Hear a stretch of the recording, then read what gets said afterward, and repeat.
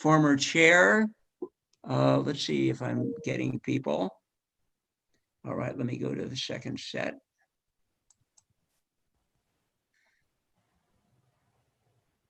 If I missed anybody, shout. I don't think so far, didn't see any other elected officials, and we can catch them as they come in. I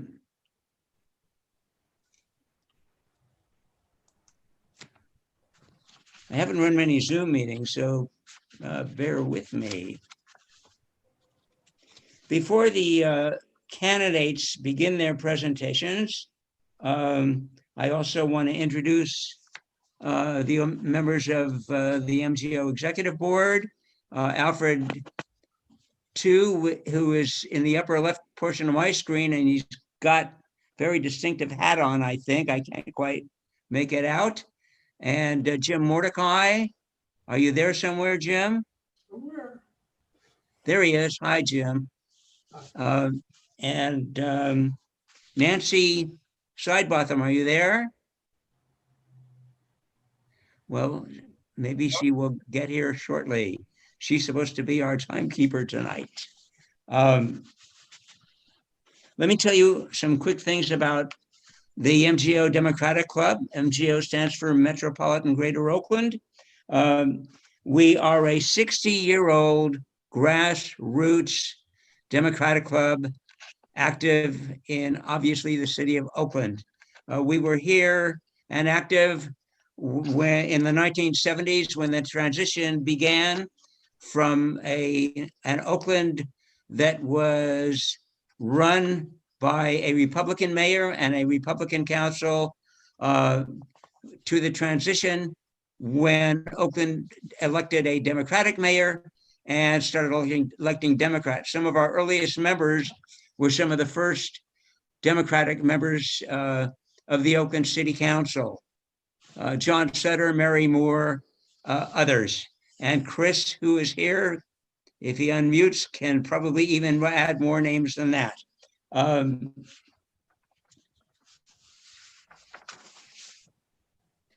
The club has been active primarily and is distinguished from other clubs with a more national or state outlook, has been active primarily when we are not involved in the election season and candidates night and supporting national or state issues that are in the election cycle. We are involved in local issues. We bring monthly meetings to members, and they really help. And if you're new to MGO, they really help you, especially if you're a new citizen in the city. They really help you learn about the city politics and how things work, how government works here, and what the current city and county issues are. So we do that our meetings are the second Tuesday of every month. And you can go to our website to see the announcements. Again, the website is mgodems.org. Recent programs that we put on that were well attended was one on the Coliseum sale and construction issue. We had about 68 people, I think, at that meeting. And we had a panel of people who gave the pros and cons of staying where the stadium is currently located or moving it to the harbor. Another one we just did very recently was a lecture on Reconstruction given by a really excellent lecturer who specializes on early American history. And I just thought it was marvelous. I see some heads nodding. It was the first of two presentations we are going to make with respect to the issue of reparations. I want to tell you about a special project that MGO is just kicking off. You'll see Dan McCloskey out there. He just waved. On my screen, he's in the upper right. and I'm pointing to him, if you can see that. Dan has started to organize a special project relating to MGO members.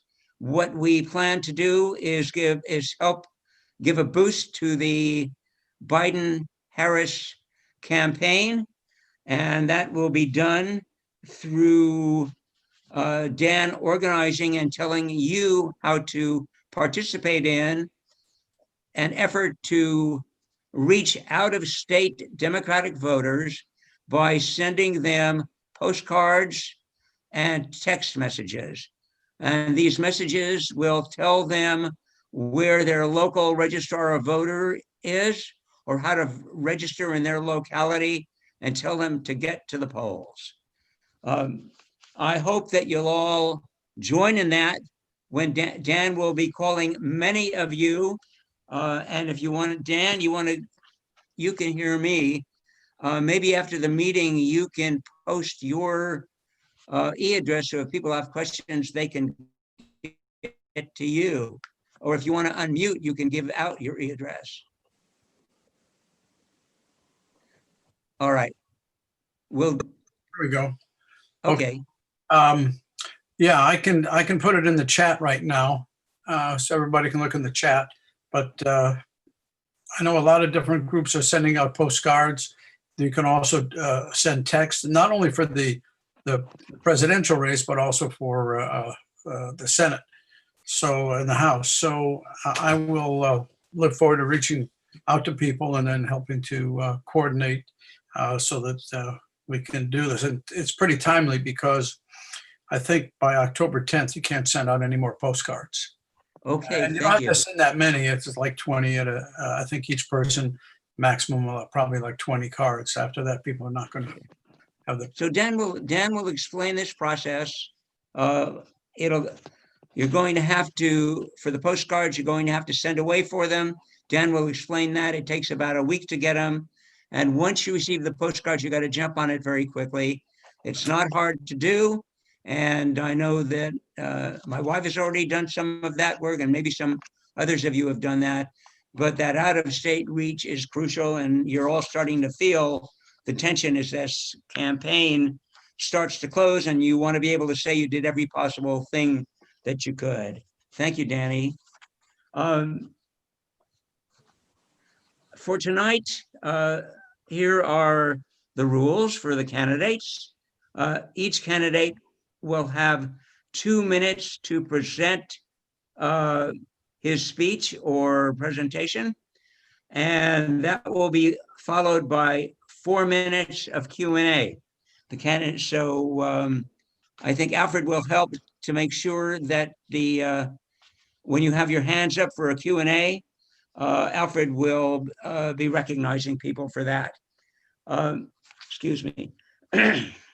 There will be, after the presentations, members of MGO will be going into closed session to discuss the candidacies and giving their views on and exchanging views on what they think, who they support, who they oppose, whatever it might be. These closed sessions are absolutely confidential. We do them and have done them for years within the club that way. If you participate in a closed session, you may not discuss, it's like a jury, you may not discuss what was said in the closed session with anyone. So if you don't think you can keep that confidentiality, then don't participate in the closed session.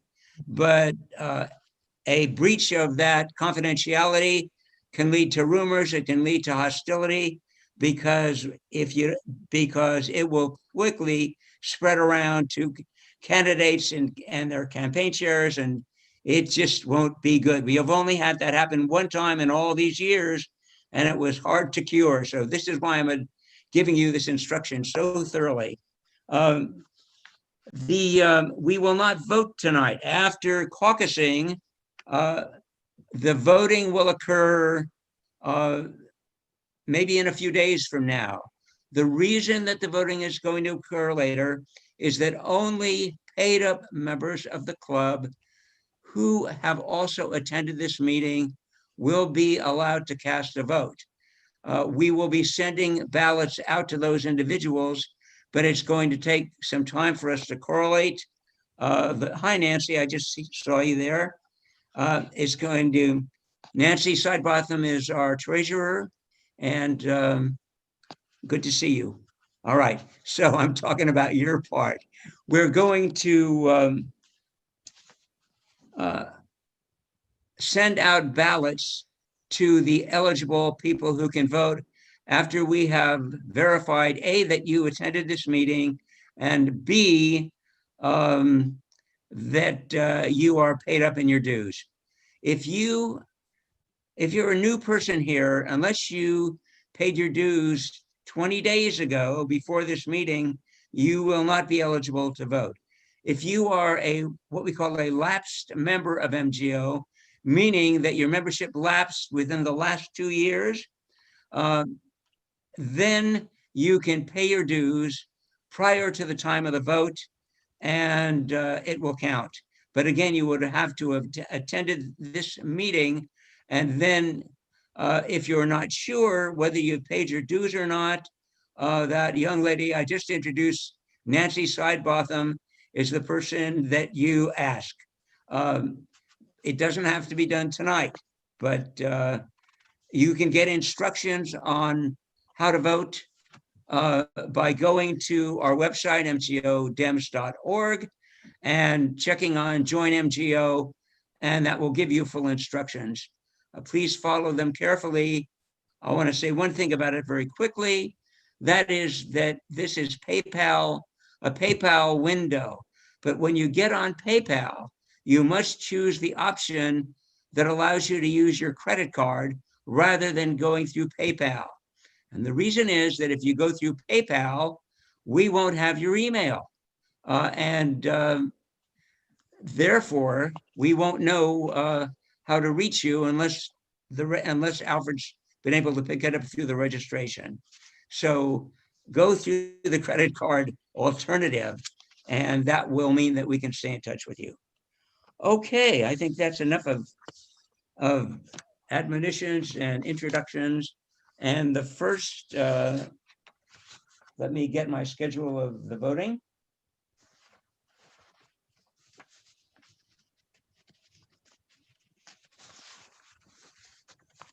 All right, the first panel up is, first person up, I didn't see any opponent register, is Dan Kalb, the incumbent in District 1. So Dan, it's all yours. Hold on. Can you hear me? Yes. Okay, there you go. I think Try, one of the other candidates, is going to be here shortly. If he does show up, obviously, I hope you give him the same amount of time that I get, or any other candidates if they show up. So anyway, thank you very much, Gary and the entire MGO board. Let me first say that I'm very proud to have been to be a past vice president of the MGO Club and a longtime member for many, many years. So appreciate that very much. As many of you know, I've worked very hard over the past 7.5 years to solve city problems, big and small. Really, let me just step back a little bit. From my entire adult life, I've been a public interest, climate change, environmental, social justice advocate, public interest activist. And I didn't stop being that after I became a council member. I came into being a council member as a public interest advocate, and I continue to be that while I'm on the council. I'm proud of my record of accomplishments in securing more funding for affordable housing, getting some more affordable housing actually built. Some is under construction right now in our district, protecting tenants from displacement, on the balancing of police accountability and public safety, on climate justice and clean energy, on pedestrian safety, public libraries, and so much more. I'm very proud to be endorsed by the California Nurses Association, by the Alameda County Labor Council, the Alameda County Democratic Party, Wellstone Democratic Club, Rob Bonta, Nancy Skinner, Mayor Schaaf, Keith Carson, Malia Cohen, Tony Thurman, Betty Yee, many, many other organizations, unions, groups that represent the diversity of Oakland and the rich political history of Oakland. I'm happy to take questions, but I just want to say that I'm really proud of the things I've been able to do. One of the things I focused on, as you may remember, I authored the ballot measure in 2014 to expand and provide real resources and authority for the city's Public Ethics Commission. And that now is in place, and they are a real commission with real staff and a budget, not like they were several years ago. So proud of that, proud of the work I've done on I authored the ballot measure to create a police commission in 2016. I authored with Councilmember Kaplan a measure this year to create, to strengthen the police commission, provide more resources to it. And I worked very hard to bring new revenue into the city so we could do the things that people demand that we do and serve the public the best we can. I could talk more and more, but maybe I should just take a little time for questions. Gary? Well, I forgot to say that Nancy's our timekeeper. Nancy, did you know that? She said, no, I didn't. I didn't know that she didn't know. All right. Nancy, can you unmute? Can you unmute your, you press the. I got to do that. Okay. Okay. Okay, can you hear me Nancy, you now? can, yeah, I can hear you. Sorry to I'm a ambush time- you. I tried to, we listed you, but we Oh, obviously we missed did, a did link. we? Okay. So can you do Okay. that for us? Okay. Sure. All right. See how good the seaboard is? It never misses a beat, except for its chair. All right. So we're into Q's and A's. Any questions for Dan? Beth Weinberger. Beth has a question. Okay. Hi, Beth. Hi, Dan. I'm going to ask a question that I've been asking all the council members by letter and email and having trouble getting responses. I know everybody's busier than usual due to the pandemic, but we are going to probably be needing to seek more sources of revenue because of that. And so I anticipate there will be new taxes proposed at various times in upcoming elections. In the last election, every city around us, in addition to Oakland, had a parcel tax on the ballot, but our neighboring cities managed to do so in a progressive manner, whereas Oakland's parcel taxes are regressive flat taxes. Will you commit to changing that going forward so that we can not overly burden small homeowners on fixed incomes who pay the same rates as millionaires in the hills? Thank you for that question. Let me answer that a couple different ways. First, I want to say that I do often, when we have a demand for services, want to seek new revenue.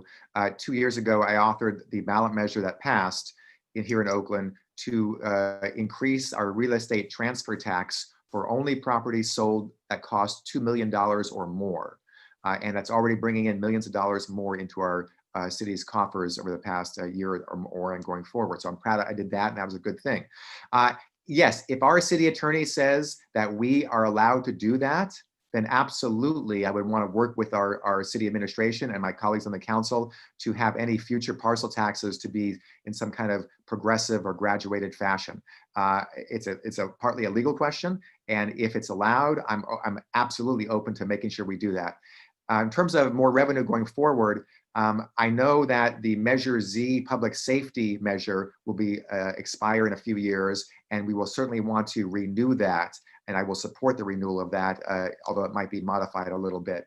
Other than that, now is a difficult time to ask people for more money because people are struggling right now. We have a serious and artificially created recession that has very real impacts on employees and employers throughout our city, throughout the state, throughout the country. And so we have to be careful what we do ask. Measure Q did pass in a few months ago, back in March, by a bare 2/3 margin, but I supported that.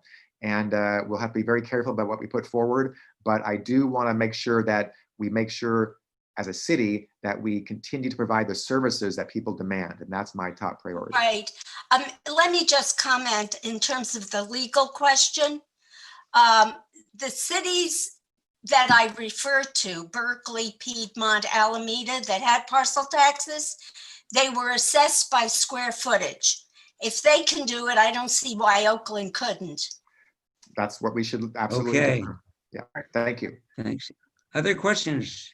We have a question from Joel Freed. All right, Joel, where are you? And Hi, I'm Joel. afraid I'm going to be disembodied, but remember Dan called to tell us about his record of police oversight in establishing the police commission and Joel, you're breaking up. You need to get you near your what his modem. plans are for going forward in his next, actually outside. So why don't you go to the next caller? And I was asking about police oversight. I think So maybe, I think I heard the question. Yeah, Great. Joel, thank you. okay, yes, about think I heard the police question. oversight. Sorry for the technical problem. But I think the question was my record, both in the recent past and going forward, about police accountability, police oversight, and so on. Yes, in 2015, the Coalition for Police Accountability came to me and said, Dan, could you take this rough draft that we have and work with Councilmember Gallo on coming up with a solid ballot measure that could win the votes on the council, to get on the ballot and win the votes in the public. And it was a lengthy process. My staff told me that my plate was too full. It's a heavy lift, but I thought it was very important. So I took it on, and it went back and forth, multiple iterations, but we did it. And so I'm very proud of that.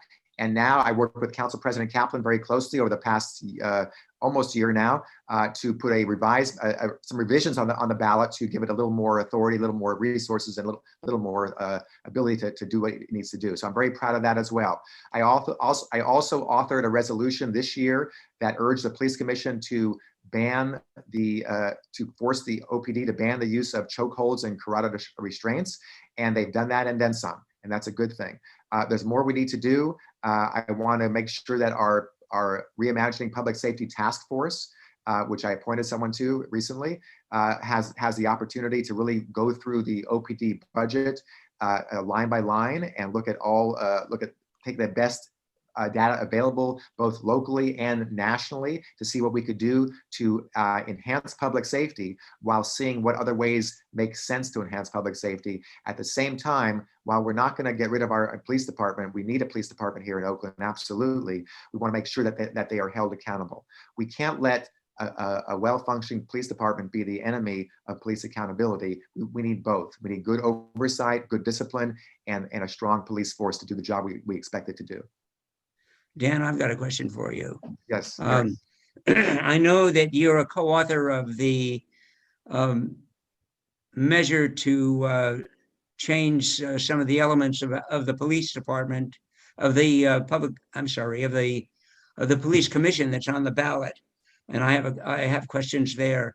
Currently, the inspector general who investigates police wrongdoing is accountable and is under the jurisdiction of the police commission. So I'm sorry, of the police department. And so I understand that in an effort to change what appears to be an apparent conflict, you have proposed that this now come into the jurisdiction of the police commission. There was a full-page ad in the East Bay Times this week or late last week, indicating the police officers' full support of changing the inspector general's duties from under the OPD to the police commission. And that makes me very suspicious. I know that now those functions are carried out under some kinds of reasonable time limits. Let me finish the question. Sure.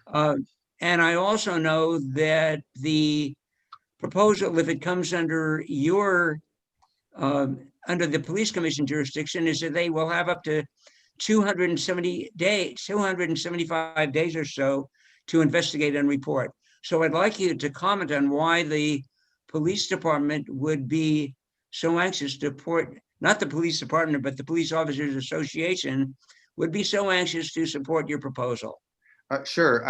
I can't speak for the OPOA as to why they're doing what they're doing, but let me just talk about the Inspector General. And I think you might have gotten a couple things mixed up. The Inspector General situation is as follows. Right now, there's a sworn police officer who's the Inspector General reporting directly to the police chief, and they have a couple civilians working under them. It became a best practice really for more than 20 years now, starting in LA and other cities as well, to have an independent Inspector General who is not under the thumb of the city's police chief. Now, if the police chief wants to have their own staff to do some auditing, or the federal monitor wants to do that, they can still do that. But now the commission will have its own Inspector General and a small staff under them, under him or her, to be able to do the research, the data collection, the looking at patterns and practices and policies, to really look at that in an independent way to judge what should we change, what kind of discipline process should we change, what new policies do we need, and to have that not be suppressed possibly by a future police chief. So that's considered a best practice. I'm very proud that we're going to be doing that. However, the part about the individual cases and the misconduct cases you're referring to, that's separate. That's not the Inspector General. That's the CPRA and the Right. yeah, so that's separate. That's not the Inspector General. So I don't want to confuse those two things. Okay. All right, Gary, we got one more question. Let's try to keep it short because we've got more candidates that have shown up than we originally anticipated. So John. Dan, your response better be short. John, can you make this a short one? Hi, John. Hi, Dan. Good to see you. So I know why this is not on the front burner right now, but I want to see that the torch is not being dropped here. What do you see as how Oakland can improve the public financing system, which right now is it exists, but it's not that strong? And what is the pathway to getting a more robust public financing system that helps crowd out interest spending? Yeah, thank you for that. You know, as you know, I've been a leader for actually almost my entire adult life. I used to work for Common Cause, so I've been engaged in ethics in government and public financing of campaigns and advocating for that for decades, literally. And I'm a strong supporter of clean money elections. We tried to get that done at the state level. It didn't happen. I'm totally in favor. Right now, we have what I would call a very modest public financing program in Oakland for local races. And I would love to see us be able to up that game in a significant fashion, whether it's a clean money election model or some other model that I know the ACLU is working on. I'm totally open to that. I met with the ACLU and other representatives about that over a year ago, I think. And I'm totally open to that, seeing what we could do. Obviously, part of that is a budget question, so we need to have some identified revenue source to fund that in a significant fashion. But I'm absolutely open to that, a strong supporter of public financing of elections, and I'd love to see us do that in Oakland and be a model for other cities. Thank you for that. All right, how are we doing on time? I think we're over. We're probably way over. Yeah, we need to really speed this up a bit. So Thank you. Keep it to 2 questions and try to keep the answers to 1 minute each. But we've got a few more District 1 candidates here. And then we should go back to the at-large. Okay, so we're going on then. Thank you, Dan, very much.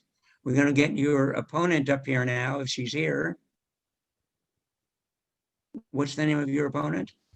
You've got both of them here, Yeah, Gary. you're here. Steph, go. Okay. Steph Dominguez Walton, and I don't recall getting an invite to this forum. I would have been here. I was just eating chips and salsa on the couch with my kid watching The Office. I am so glad Derek Johnson emailed me and asked where I was. So I want to apologize if our wires got crossed. Here I am. Yeah, I think they did. I can tell you that we sent out emails to every candidate. So, but it's happened before. Oh my goodness. It hasn't happened to me. So anyway, thank you for the opportunity to come in and introduce myself and my candidacy to you.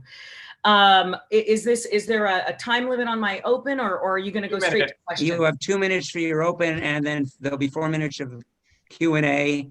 But Dan had more than the allotted time, so we may be a little flexible about that. Well, thank you. I really appreciate it. And anyway, I did get a little teeny bit of lipstick on, and here we go. All right, my name is Stephanie Dominguez Walton. I am a candidate for Oakland City Council in District 1. I've lived here for 15 and a half years. I'm raising my children here. Oakland is home, and it will be my forever home. In the past 15 years, Oakland has changed quite a bit. We are facing currently unprecedented challenges because of this pandemic and the economic downturn. And I believe a change in leadership is needed. Oakland needs a responsive leader, someone who is willing to fight for its residents in D1, and I am a fighter. I fought my way all the way up these stairs in about 2 seconds flat to get into this computer. Anyway, in November 2019, the city administrator concluded that we didn't make any progress as far as solving our homeless. Uh-oh, what's so funny? Sorry, I'm off a little bit. Okay. That was before the pandemic. We need to address our homeless, our unhoused residents immediately with housing. We need to invest in this community as an entire body. We need to work together to collaborate, to show the drive and create opportunities that some aren't seeing if we want our conditions to change. My track record proves that I deliver.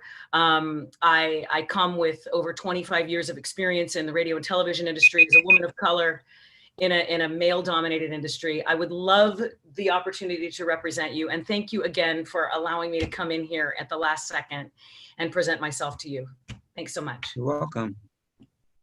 Okay, Q's and A's.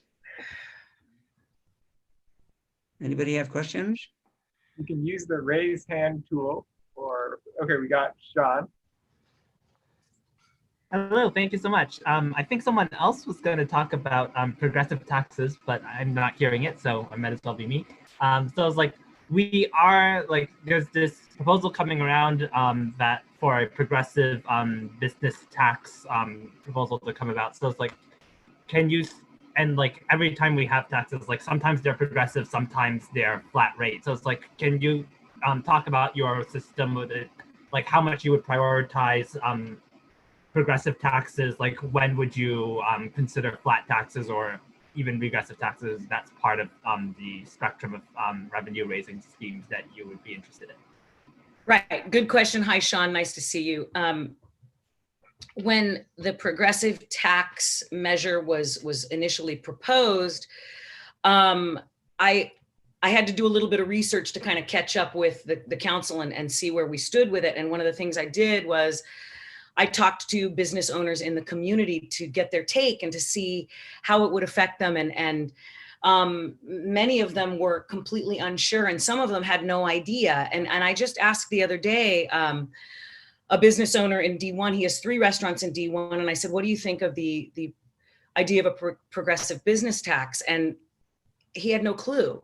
And so I was actually pleased with the way the council voted. I think we need to put this Blue Ribbon Commission, I think is a great idea, to actually reach out to the business community and find out how this would affect them and put it on the ballot when I think people who have skin in the game are going to be affected. I mean, that's all of us really, because we will benefit as Oaklanders. But I think putting it out to the business community with people who are in the know was a really good move. And the bell just rang. We have a second question from Beth.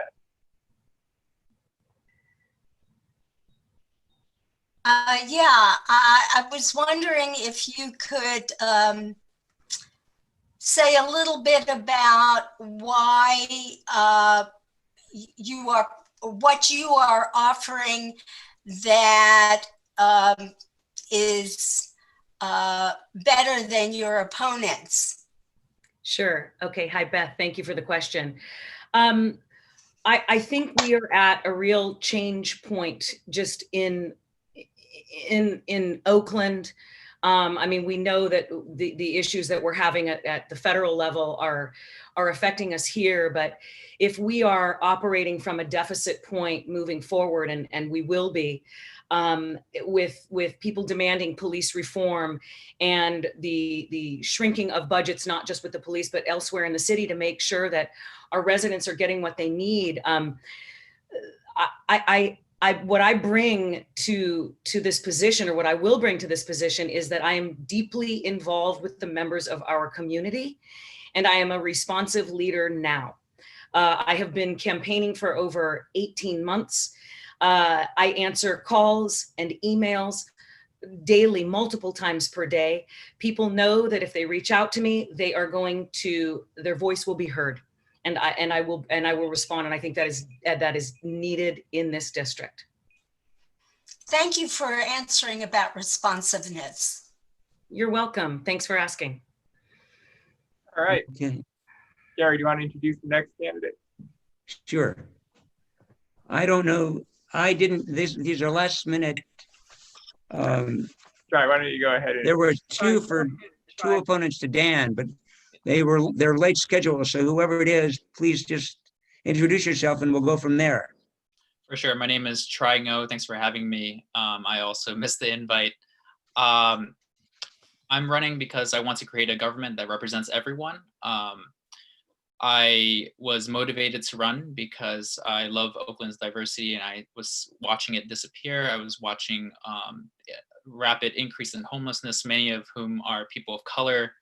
And, I grew up in Atlanta and among people of color, and it breaks my heart to see that happen. I think what I bring that is very different from the other two candidates who I know they love Oakland as well, but what I bring is a focus on expanding engagement. People don't trust Oakland's government to represent them. People don't even know who their council member is. And that lack of participation and engagement deprives us of the political power needed to make the changes we need. And what I'm creating is the opportunity for a local government that is innovative, that is expansive, that inspires people to participate. I don't have all of the answers, although I do have a PhD. I'm not going to say that I know everything. And what I believe is collaboration and creating a space where people can trust that their voice is being heard. I'm the only candidate that accepts $35 per person to ensure that government represents everyone. Was that the timer? I heard a ding. No, Yes. no. But you had about 25 seconds left. You can wrap up. Okay. My background is I was born in a refugee camp. I came to America when I was 2. Grew up on welfare in inner city Philadelphia and Atlanta. Took care of a brother with cerebral palsy. And I went on to MIT and a degree from a PhD from Johns Hopkins, and worked at Tesla for 4 years as an engineer. All right. Questions?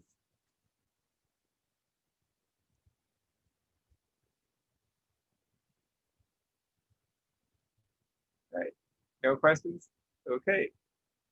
Gary, should we move on? We should go back to the at-large candidate. Okay, we just finished at large then. No, that was District 1. We haven't done at-large yet. Oh, excuse me. You're right. Okay, let's go to at large. Can I make a quick request? Since there aren't questions, since I'm the only candidate that is accepting $35 per person, my campaign is trying to qualify for public financing by this Friday. We would love your support. You just go to my website and make a donation. We need about 100 donations to get public financing. And we do need to reform the public financing system. There are questions about who government represents. All right. Thank you. You can drop a link in the chat. All right, so we're going to go to the at-large position. We have 3 candidates for at-large here this evening: Nancy Sidebotham, Rebecca Kaplan, and Derek Johnson. So Nancy, we have you first on the list. Okay, thanks. Anyway, good evening. My name is Nancy Sidebotham. I'm running for the at-large position. Many of you know that I've run before, and I keep running because we need change in Oakland. I've lived here since 1964 when Oakland was a vibrant city. And all these years later, we have continually gone downhill. We've had poor leadership, and we continue to be a cash poor city that can't bring itself out of the gutter. And we need to change that. There's a ballot measure that's been put on in November because they want to raise the fees against the charter. And the fees are maximized at $1,000, but now they want to raise it above that, and they want us to pass that because guess what? A ballot measure was put on, Measure W, and you pay $6,000 for a vacant lot if you get fined or fee on that. And now because that was a mistake and wasn't done properly when it was put on the original ballot, now they want to change the charter and raise the fees to over $1,000, which means now they'll be able to raise the fees on anything they want if that changes. So be careful of what you vote for in November on that one.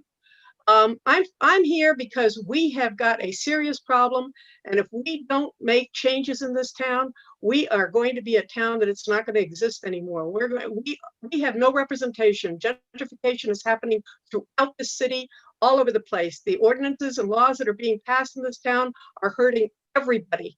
The people that can pay it, they don't have a problem with that. They're going to go on with their lives. But the people that you have in the city, most of them can't continue to pay through the nose. And that needs to change. We have started to strangle the people that live here, and people are putting their homes on the market because they want to get out of Oakland, because this is not a place they want to live in anymore because they aren't represented.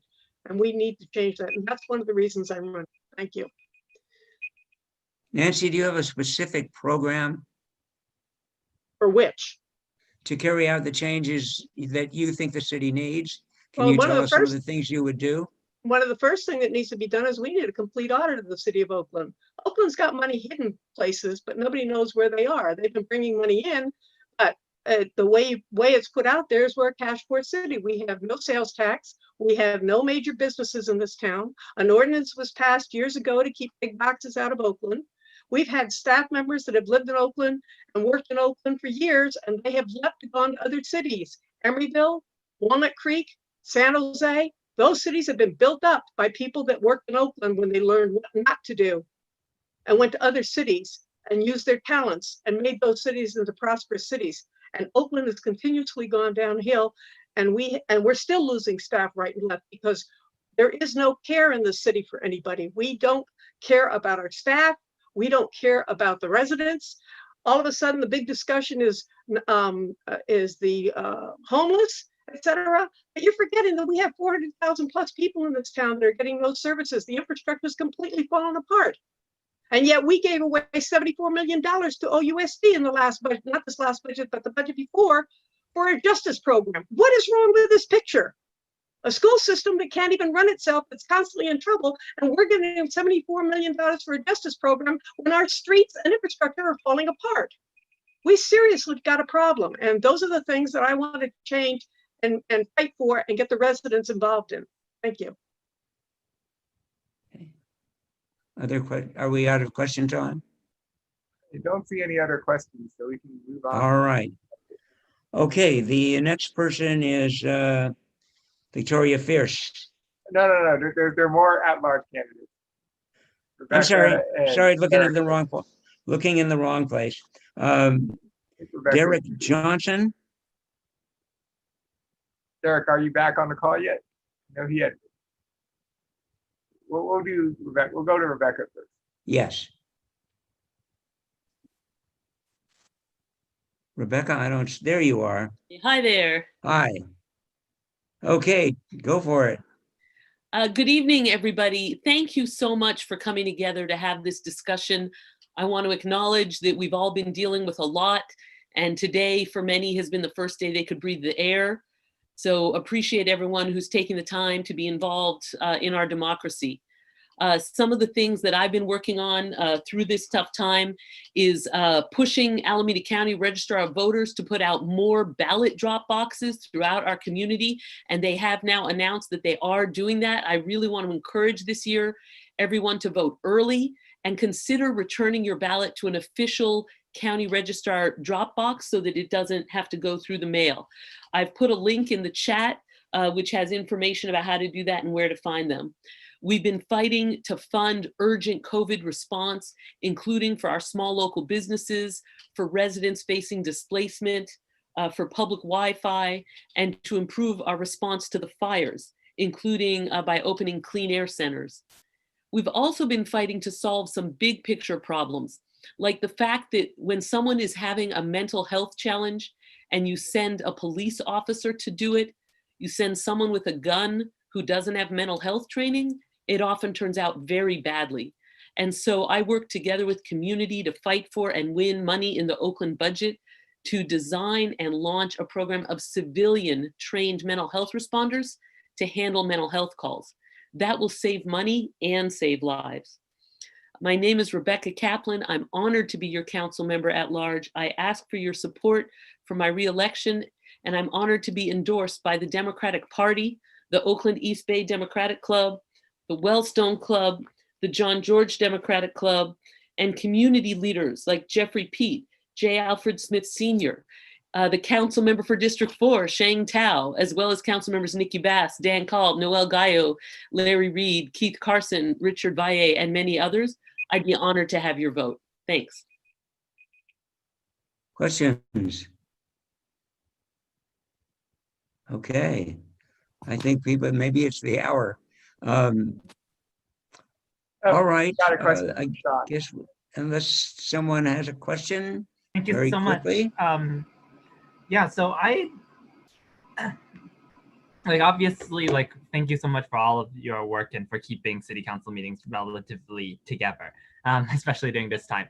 But so in the height of all of the debates about the current debates about police reform, there were some pretty contentious votes. So I just want to hear looking forward into the next term, what does a successful outcome, a successful 4-year outcome, obviously, to police reform look like from your perspective? Thank you so much for that. And yes, I'm really glad that people now are having a greater level of attention being paid to police reform. I am the lead author of the Police Commission ballot measure that is on your November ballot. It's measure S1. Please vote yes. Councilmember Dan Kalb worked very closely, very hard with me on that. And together we ushered it through council. And this provides for independent oversight for police misconduct. And that's important, by the way, both in a case where an officer did do something wrong, and it's just as important in a case where maybe they didn't do something wrong. You need a trusted independent arbiter to make that determination so we don't have to worry about things being covered up. That measure, when I first proposed it a year ago, was denounced by some people as too radical. And we did the work, we brought it back, we worked with community, and we got it through to a unanimous vote of council onto the ballot. And that's the kind of unity building that I've done with my work and that I would be honored to continue to do going forward. Alfred, I'm watching for your. All right. Your time is up for. So Alfred's timer was showing in my screen. I think, Gary, your screen goes to me when I'm talking, but I'm able to see Alfred in his timer. Yep. I can see him, I think, but he took it down. Alfred, where are we? How many minutes left? Well, are there any more questions? I think Okay. If there is 1 more minute left on my time, I would love to say one more thing about changes to policing, if that's okay. I know there's been this whole debate about police funding, and I think sometimes people get very much in their oppositional corners about it. And one of the things that I think is really helpful, and which I think is, in the history of the MGO Club, which I'm honored to be a member of, is that we really thoughtfully look at the data. And so I have proposed moving specific functions out of the police department and into civilians based on the information about how they actually function. So mental health is something that is better done by non-police. I also recently passed through council unanimously an action to take special events function out of the police. There's no reason you need to have a gun to process event permits, nor to put up a barricade for a street closure. And similarly, we're looking at ways to improve how we do speeding enforcement. So my hope as we continue this going forward, what does reimagining public safety look like? For me, it looks like picking specific items and moving them to who can do them the best for each case. Thank you. Okay.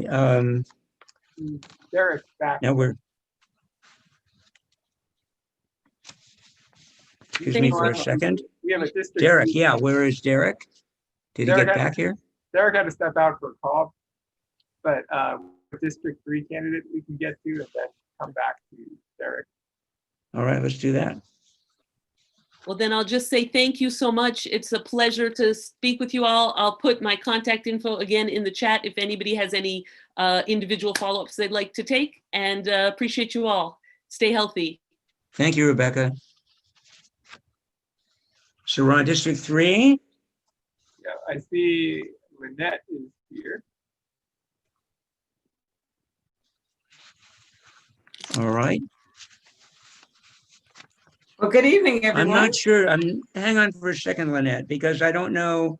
I'm looking for the notice to I other don't think you candidates. guys are doing, I got a message from Lenise earlier that you all weren't taking District 3 tonight. So I was here Right. to listen to the other races, but it's good to Okay. see everybody. Alfred, I love the hat. Okay, thank you. All right. So, but thank you very much. If you all are interested, before you come back to the District 3 race, you can get information at LynetteForOakland.com. Thank you for dropping by, and I hope you had a chance to hear some of this discussion. Absolutely. Thank you. It's okay. good to see you, Gary. Stay Take care. safe, everyone. All right, who do we All have right. next? So we'll have to jump out of order again. Do we have Um, District 5? Shall we do District 7 now? Yeah, we can go to 7. All right, let's go to the race in District 7. We have 4 candidates in District 7: Marshawn Tatman, Trevor Reed, Aaron Clay, and Marcy Hodge. Let's take Mr. Tatman first, just because you're on the list first. Okay. Marshawn? I was waiting for Alfred to unmute me. Thank you. I'm over here playing with. That's okay. It was not giving me progress. Thank you for having me. Good evening, everyone. It is a late one. My name is Marshawn Tapman, probably the first person to pronounce it right. I'm a community leader with over a decade of putting myself on the line for the betterment of the community. I'm an Oakland native whose career is built on mentoring, teaching, financial literacy. I'm a domestic violence counselor, housing the unhoused and feeding those in need by not only being on the front line, but actually working on the back end to influence, create, and or support policy with our local, county, state, and federal officials as a government affairs manager who focuses policy and advocacy. I help support bills such as AB 3073 that help increase CalFresh enrollment for those who just been released from incarceration, the expansion of CalFresh Online. I did a policy brief on it, talking about some of the inequities associated with it. And for those who don't feel safe going to the grocery stores during COVID-19, and the support of many other bills. I have several degrees, BA in political science, master's in public administration, finishing up a doctorate in public administration and policy. I serve as a commissioner on the Oakland Budget Commission. I spearhead the Homeless Housing Resource Center, Alameda, and also served as a emergency winter warming shelter manager, providing over 1,000 beds in the winter months to those sleeping in on our streets in need of shelter. I'm the true definition of a public servant who focus and value is all for Oakland because I'm born and raised. My platform is reforming the OPD, eliminating homelessness, eliminating homicide, creating affordable housing, and bringing solid and sound, equitable economic development and opportunity to those who need it the most. Thank you. Thank you. Right on the button. All right. Questions? There's time for questions. Okay. Marshawn, I think we're going to go on to the next person now. Thank you. Well, I just announce my endorsements. I'm endorsed by Our Revolution, Alameda Central Labor Council, SEIU 1021, Planned Parenthood, Victor Aguilar, Sally Angel, City Council member. Some of the youth, city of Oakland organizations I played for, the Oakland Dynamites, the Oakland Rebels, Good Family Friends, Damian Lillard, NBA superstar, Marshawn Lynch, NFL retiree, our Oakland, Oakland owned, and a host of small businesses in Oakland. Thank you for this opportunity, and I appreciate this moment. Vote Marshawn. You're welcome. Thank you. All right. Is it Treva or Treva? We'll find out in a second. You have to unmute. How do you, can you unmute her? Alfred, can you unmute Treva? Yes, there you go. There we go. I Good. wanted to also share that you mentioned there were 4 candidates, but I do see Bishop Bob Jackson is on here as well. Okay. I certainly know of Bishop Jackson. He's well known in this community. So problem is that we're getting candidates who did not register earlier. We had a cutoff date of the 8th of September, I think. So we will do our best to accommodate persons who are showing up late. We have to do it within a time frame so that we get the whole program done tonight. Anyway, the next person who apparently did register is Trevor Reed. That's you. There you go. I appreciate it. My name is Treva Reed. I'm an overcomer. I'm an advocate. I'm a community leader, and I'm running to lead transformative and sustained change in East Oakland. I was raised primarily by my mom, a retired union public school teacher, in a family of small business owners, civil servants, and laborers with a deep respect for hard work and activism.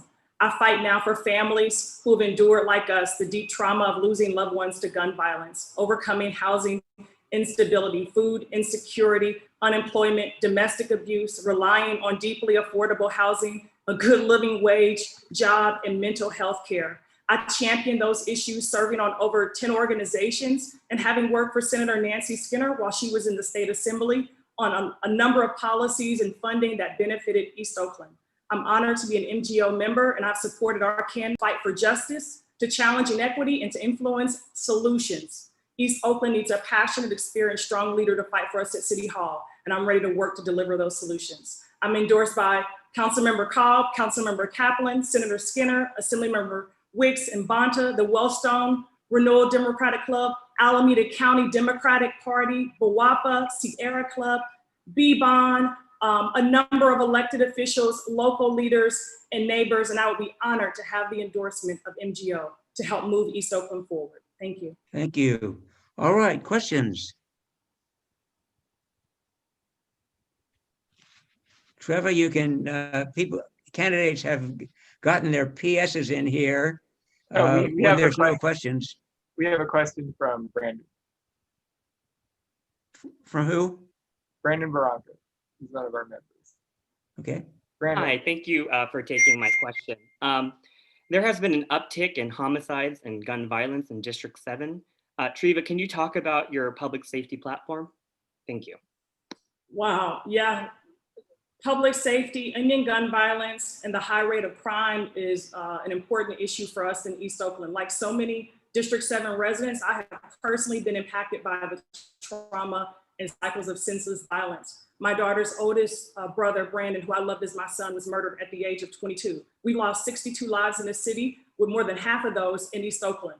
I support the efforts that are underway to ensure that we address new public safety alternative methods and measures to addressing gun violence and the systemic issues around public safety issues in our district. I believe in working on the Youth Alive Advocacy Committee that it's important that we invest in violence intervention, violence prevention, violence healing, and trauma care, and ensuring that as we look to reimagine and reallocate funding, that we invest in those critical areas as well.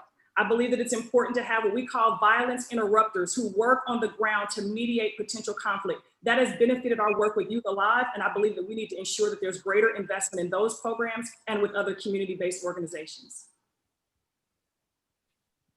Okay. Other questions? I'm going to shoot one at you, Trevor, right off the top. a lot of other people could answer this too, I think. Dan may be able to answer it at some later time. The police commission is structured, as I understand it, so that no police officers or former police officers may serve on the commission.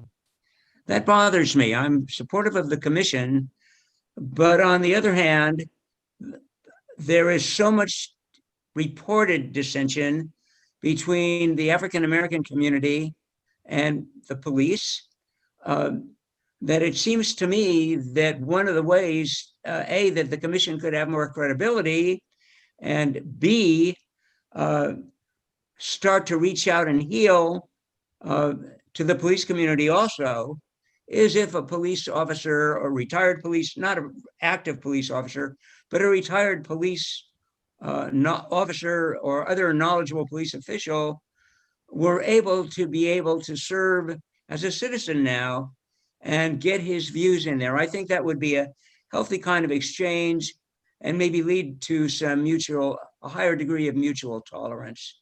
So I shot that at you. I don't even know if you want to answer it because you had no time to think about it, but you can comment if you want. You know, there is certainly a lack of trust. There's a lack of credibility. There's a lack of what they call street cred with our police department due to the systemic culture of racism and corruption that many of those in Black and brown communities have experienced. And I think that is an area that we've got to work on. Is it the police commission's next step to welcome that member to join them? I'm not sure that in this season, at this moment, at this time, that is the next best step. But should we be working more collaboratively and gaining insight and building relationships and collaborating with those who have worked and can provide insight? Absolutely. There's an officer that I know, I may not speak to his name here because I haven't asked him, but he is engaged as a recent retired OPD officer, as a Black retired OPD officer, working in community, working in partnership with faith leaders, churches, with community-based organizations. And we need that type of relationship so that we can